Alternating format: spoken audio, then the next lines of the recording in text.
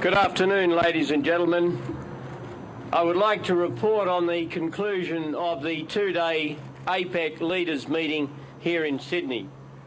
You are already aware of the contents of the Sydney Declaration dealing with climate change issues.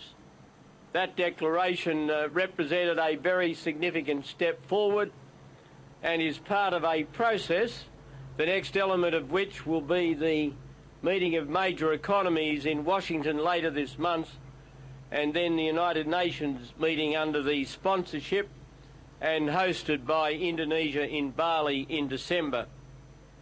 We've also agreed on a leaders' declaration and a statement of very strong support for the Doha round and an urgent request to all countries involved in the Doha process to renew their efforts to achieve an outcome, emphasising that agriculture and industrial products are the two priority areas.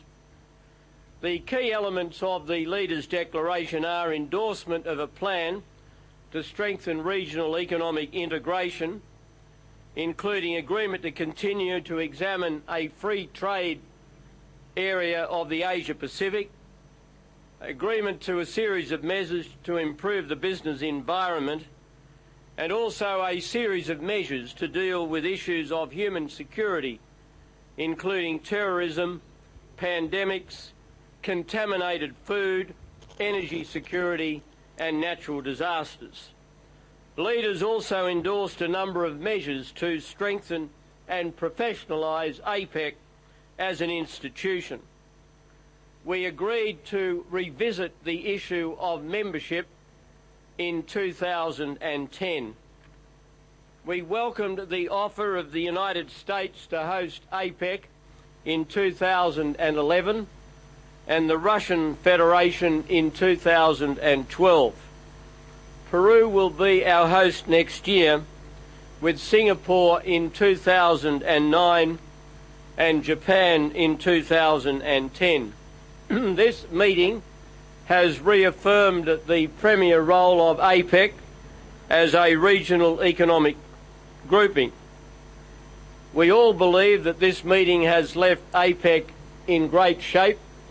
We are particularly pleased at the progress made with the Climate Change Declaration and the reaffirmation of the central importance of trade liberalisation, which after all was the core driving force behind APEC's establishment in the first place.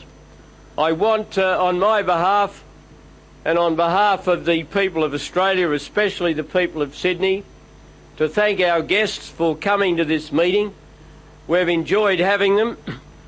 I do want to thank the people of Sydney for their forbearance in the face of the normal restrictions, security-wise, that are involved in conducting these international gatherings, and I particularly extend my thanks to the officers and the men and women of the New South Wales and Australian Federal Police. Can I finally and importantly thank all of those officials who worked so very hard to make this APEC meeting so successful.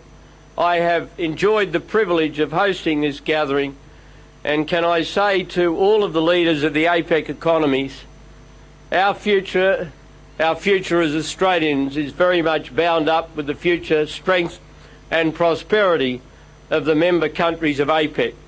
It is a wonderful gathering of nations of great diversity who are dedicated to lifting the living standards of their peoples, who are dedicated to economic modernisation, who understand the benefits of globalisation, who appreciate the improvements that could be gathered from freer and more open trade. And I believe that this meeting here in Sydney has made a very significant contribution to that process.